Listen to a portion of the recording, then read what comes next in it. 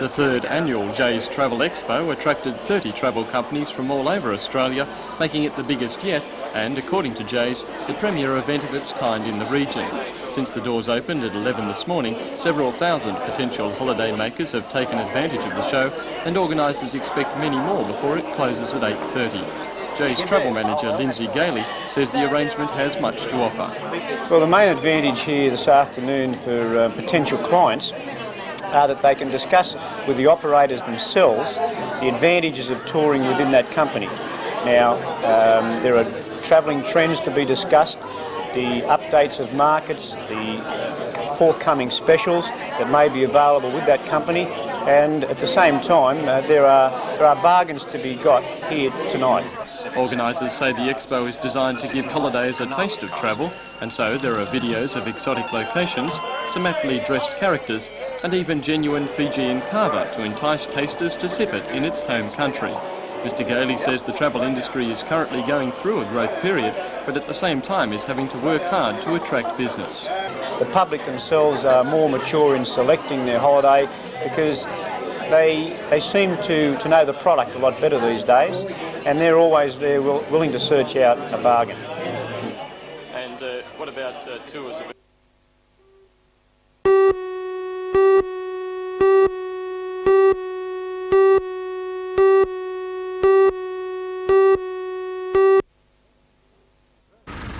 First stop this morning was the new Hunter Technology Centre at Shortland, where the CSIRO's Professor Ming Leung explained the new process in detail. Professor Leung likened it to a refinery where raw coal is put in and a higher grade of coal produced, and this value-added component means more export revenue. It's in effect a substitute for heavy fuel oil. As well, extra markets will be opened up once Europeans and the Japanese realise the environmental advantages of burning cleaner coal in, say, the next generation of major power stations. The process leaches fine grain impurities out of the coal by immersing it in an alkaline at 200 degrees C and then washing it successively in weak sulfuric acid and water. What's left is coal with less than 1% ash content and more than twice the energy content per dollar of heavy fuel oil, which itself contains a lot of sulphur. Although not its main purpose, the process could also be used to rid the countryside of presently unwanted and unsightly coal waste stockpiles. Professor Leung says another major spin-off is that the presently unwanted byproducts could be further processed into valuable saleable commodities, and that is what is being worked on now. So research work are actually in progress to add value to that nasty product. So the spin-off is there are even more byproducts? There could be, yes. This is the ongoing research is on the byproducts, but the work on the ultra-clean coal is finished. The research work is finished. So we have value added not just to the coal, but we might have lots of value added to other things. Well, value added to the coal is a certainty. To the other things is what we're working on.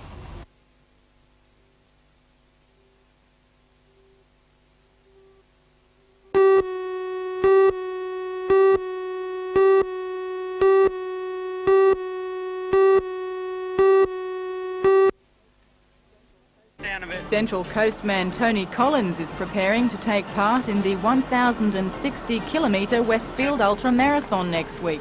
He hopes his run will raise around $20,000 for research into cancer.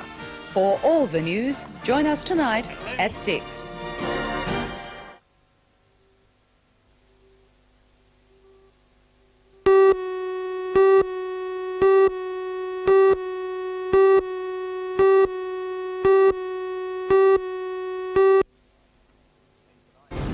In tonight's news at 6, final preparations were made today for tomorrow's historic attempt to cross Lake Macquarie underwater in a specially modified Nissan Patrol. If everything goes as planned, Graham Gardner and Russell Torrens will get their names in the Guinness Book of Records. For all the news, join us tonight at 6.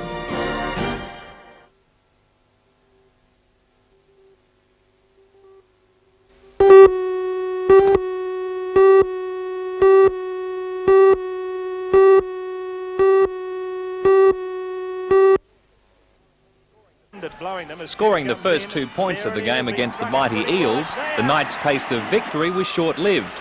When the full-time whistle blew at the ISC, Parramatta, boasting 5 international players in top form, blitzed the locals 28-4. A little depressing, really. we had expected probably a lot better, and probably the crowd did too, but we felt that rather than Parramatta beat us, we probably beat ourselves with a big number of errors, both in drop ball and not completing our 6 tackles, and also just control of the ball and missed tackles even. The Knights are now more determined to prove their might in this year's Winfield Cup Premiership. Late yesterday, coach Alan McMahon was putting his team through a gruelling training session before Sunday's big game against Western Suburbs at Orana Park in Sydney. According to Captain Sam Stewart, the Knights believe they've got what it takes to ruffle the Magpies' feathers. Well, they'll be expecting the big things in front of their home crowd, and West, well, not considered one of the big threats, but to us they're a threat, of course. We hope to do, we'll do the best we can, and hope to come away with a win, but they'll be looking to get off the bottom of the table, where they have been lingering for the last couple of years, and see the Newcastle Knights, or the new team, into the comp as a good excuse to get off. And I think we're fairly even as far as strength-wise and experience, so it'll be a fairly closely contested match.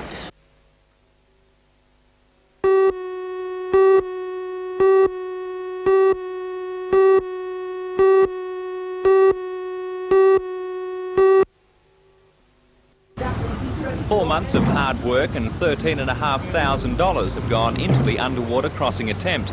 To make it possible, a Nissan Patrol 4-wheel drive, nicknamed Orca, has been specially modified with a hopefully waterproof engine. The man behind the project is Russell Torres, who owns the Ampol service station at Warners Bay. Originally, it was to promote his business as well as raise money for charity, but now, if successful, it will go into the Guinness Book of Records. At the helm, 6 metres under the water, will be Russell and his mechanic Graham Gardner, who are making last-minute adjustments today. The journey begins at 11 tomorrow morning at Marmong Point, with the finish 3 kilometres away at Warners Bay. According to Russell, the vehicle is in top shape, with the only hitch, quicksand-like mud on the lake floor. We're not impressed with the bottom of the lake. 4.5 feet of mud, and in some cases it goes up to 5 feet. Very fine, silty stuff that's black is going to really hamper us no end.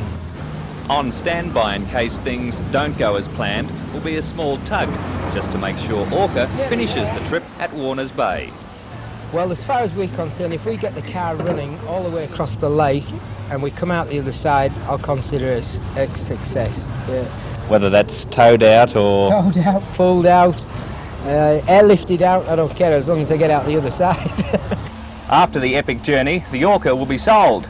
Her owners say she'll go anywhere on land. Tomorrow we'll see whether she'll go anywhere underwater. That's a take.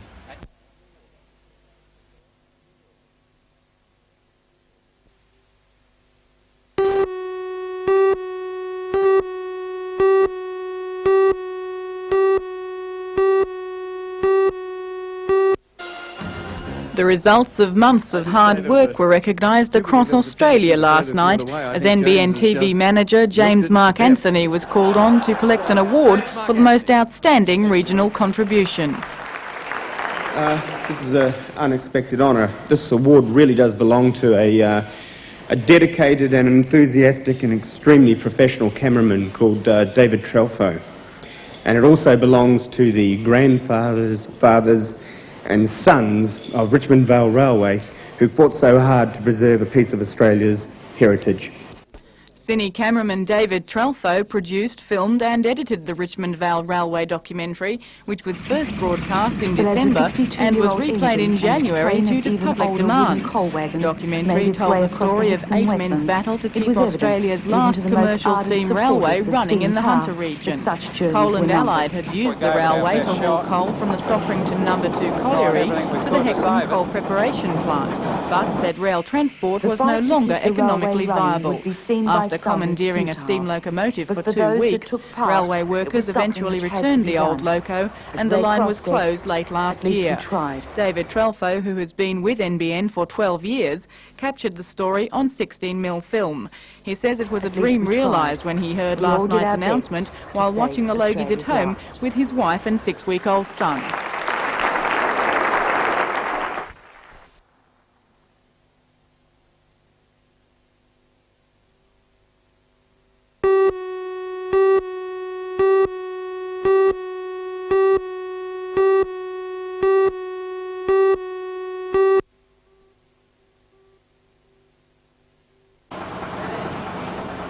Brigades were called to 18 Mitchell Street at 8:15, but by then the house was well alight and firefighters had to battle to stop the blaze from spreading further. Fire personnel say the young couple who rented the house were saved by having their bedroom door closed. They woke to smoke pouring under their door and escaped by jumping out of a window. The couple say late last night a cigarette started a fire on a lounge, which they believed they had extinguished with a bucket of water. However, fire personnel say such fires can smoulder for hours, and the next blaze started in the same vicinity. It was feared that a friend staying with the couple was trapped inside. A searching firefighter received burns to his hand and was treated at the Maitland Hospital. However, there was no sign of the third occupant, and it is now believed that the person left the house earlier in the morning. Despite their losses, the day brought one small compensation for the couple. 2-week-old Bluey was recovered from the ashes, wet and singed, but otherwise unharmed.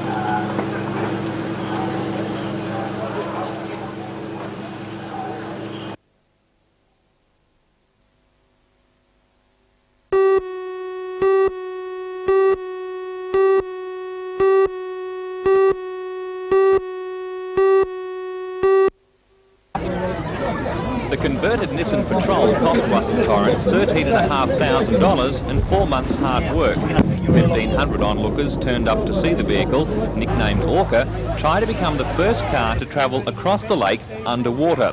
Orca wasn't totally ready until last night, but today was proclaimed fully fit for the journey. The car will go, no problem. I'm not confident about the bottom though. We're just going to have a dive out there now and collect a bit of it, see what it's like, but the car's no problem. When Orca reached the bottom of the lake 6 metres down, proceedings slowed as they hit mud.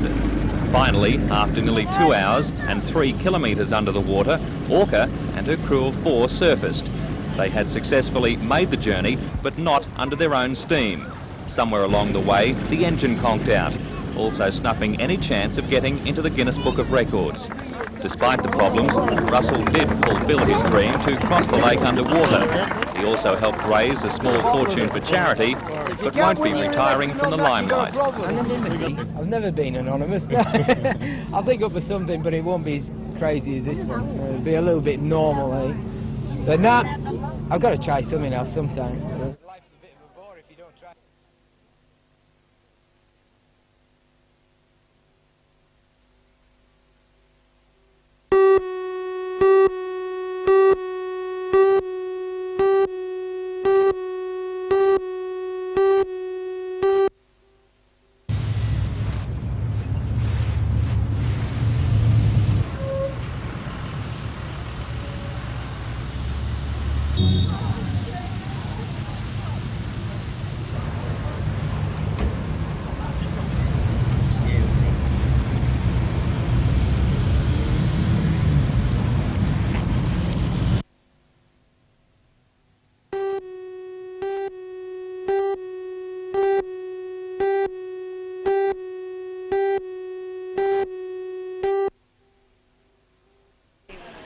If one speaks of rally driving in Australia, the name of Ken Tubman is bound to come up.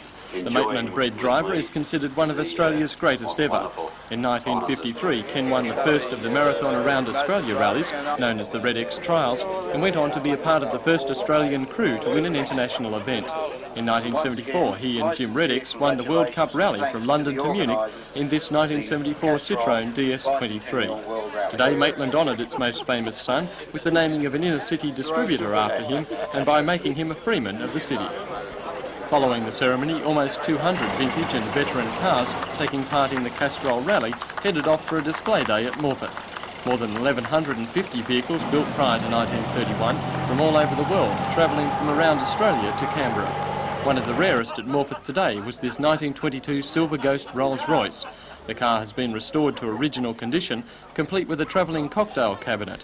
According to owner-driver John Stewart, it's the only way to travel. Oh, it's the only way to go. You see the country, you meet the people. Much more interesting touring than any other way, I think.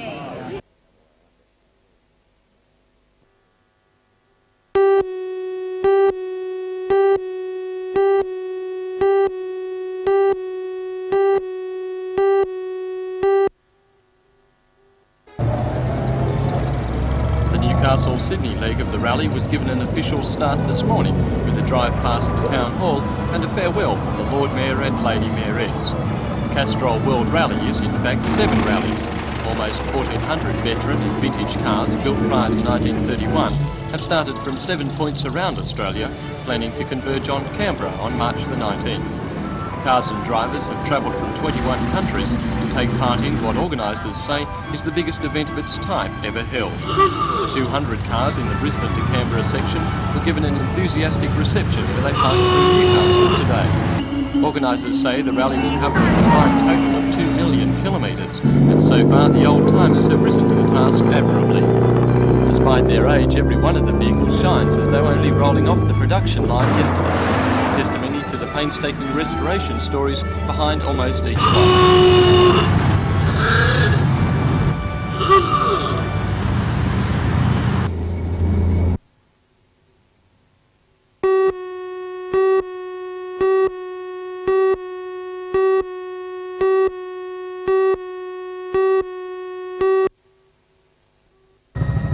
That's what Garden City's owner, AMP Properties Limited, and the retail shop owners have spent to upgrade the 23-year-old complex.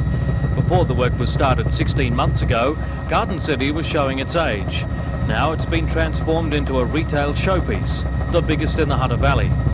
Its 6 major stores and 117 specialty shops will cover 14,000 square metres of shopping space. And to cater for the thousands of motorists expected, there are 3 kilometres of roadways and parking for 2,300 cars. The construction work during the last year and a half continued while most of the existing stores remained open. Nearly all will have finished their refurbishment in time for the opening. However, about 10 specialty shops won't meet the deadline. There'll be a glamorous official opening dinner in the main arcade of the centre tonight, and it will open for trading tomorrow morning at 8:30.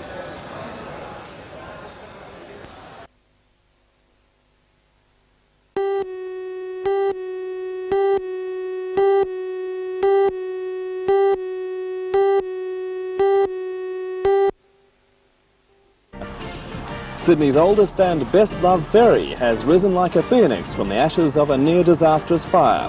After a multi-million-dollar refit in Ballina, the South Stein is back in service. But not for Sydney-siders, it's bound for Melbourne. For all the news, join us tonight at 6.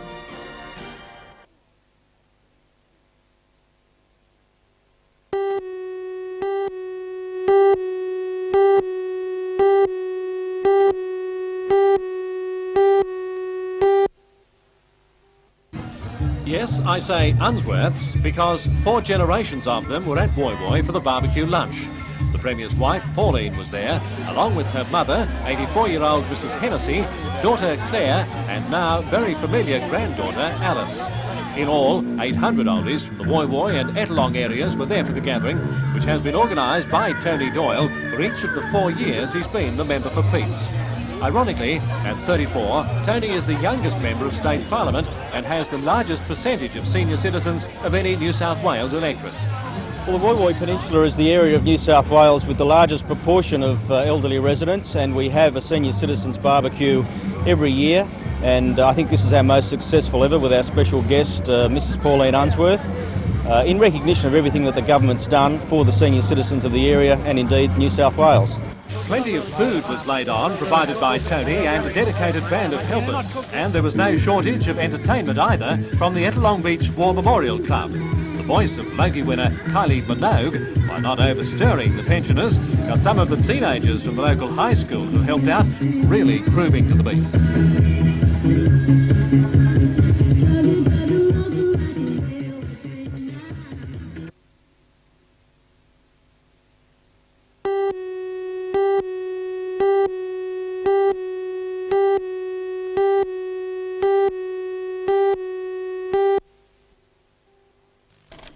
Bargain hunters were out in force today as the new Garden City opened its doors for the first day of trading. By 8:30, when the centre opened, all the 2,300 car parks were full, as were surrounding streets. Last night, a sensational opening was held for the new centre, which has been transformed into the retail showpiece of the Hunter Valley. guests were greeted by a guard of honour courtesy of the marching koalas. Once inside, the champagne flowed and there was an abundance of seafood. It was a fitting way for retailers and official guests to celebrate the long-awaited opening. The new premises are a far cry from the temporary buildings which have housed the shops in recent months. Garden City's owner, AMP Properties Limited, and the retail shop owners have spent $75 million upgrading the complex. Its 6 major stores and 117 specialty shops cover 14,000 square metres of shopping space. And for those who did not make it today, the centre will be open tonight for late night shopping.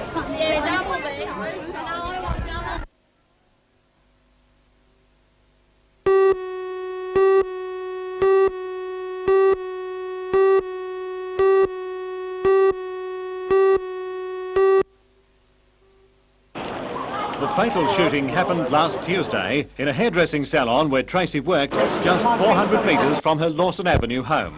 Her grief-stricken family is still shattered by the tragedy. Her father, 43-year-old Barry Gilbert, decided today he had to speak out.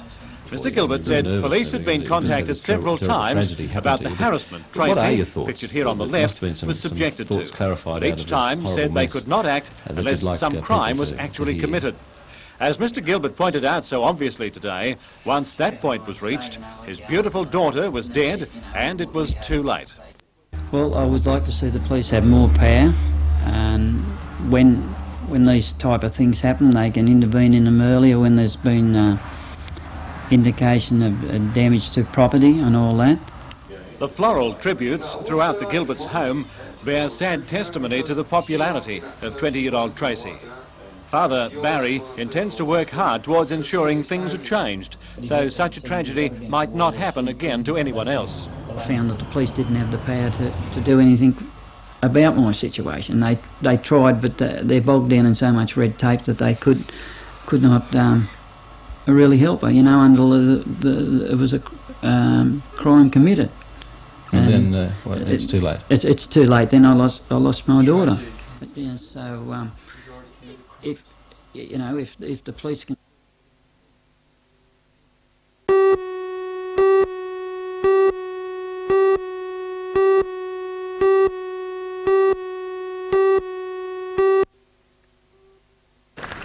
Elcom has spent $77,000 on the recreation area and nearby walking trails. The picnic and fishing area is adjacent to the Myuna Bay Sport and Recreation Centre on Rocky Point Road at the end of the Eraring Power Station outlet. Land for the 25-hectare project is owned by the Eraring Power Company, Elcom and the Lands Department. Today the area was officially opened by member for Lake Macquarie, Merv Hunter. Recreation facilities were built by the Public Works Department with supervision from the Department of Sport and Recreation. Facilities include toilets, barbecues, seats, tables and a car park. A fish cleaning table is also proving popular. Fishing here is a very popular sport, and there's many people down here who fish at weekends. I noticed there are quite a few danger signs around. Does that mean it's perhaps not such a practical venue for a family outing? It is, in that we have safety railings around it and safety fencing, but you can see the swift moving water that's in there, and obviously it's not the place for children to be swimming. What do you see as being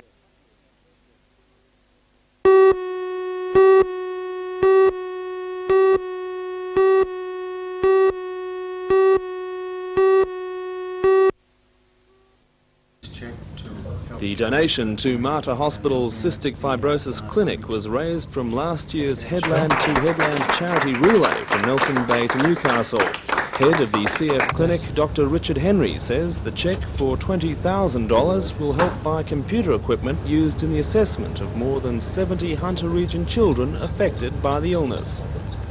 Well, it's vital not only to our research but to the management of the children in the Hunter region with cystic fibrosis. We cannot get enough money from the hospital system, and this sort of money helps make the difference. Dr. Henry believes people would be even more generous if they knew that 1 in every 2,000 children suffers from cystic fibrosis and that half of those will never see their 25th birthday. But there is good news. Well, it's very likely that in the next 12 or 18 months workers from overseas will have identified exactly what causes cystic fibrosis. And once we know exactly what causes it, then we may be able to find a cure. Why are you so confident that it's going to be a breakthrough like that is going to happen?